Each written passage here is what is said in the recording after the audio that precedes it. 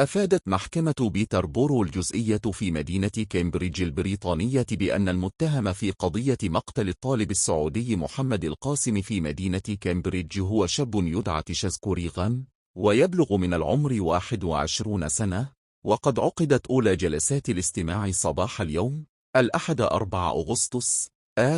عند الساعة 10 من دون أن يقدم المتهم التماسا بالذنب أو البراءة.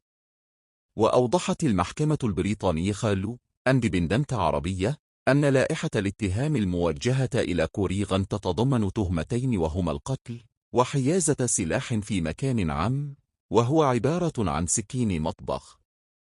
ووفقا لبيان صادر عن شرطة كامبريدج، يعتقد أن الطالب السعودي تعرض للطعن في هجوم غير مبرر، ومن المقرر إجراء تشريح للجثة يوم الثلاثاء.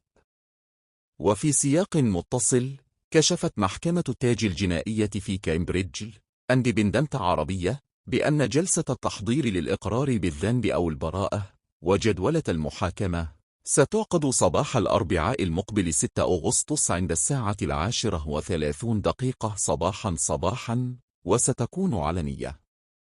وتعد هذه الجلسة حاسمة لمسار القضية، حيث ينتظر أن يقر المتهم بالتهم المنسوبة إليه أو ينكرها، وتضع المحكمة خلالها الإطار الزمني الكامل للمحاكمة والنظر في أي مسائل قانونية تمهيدية،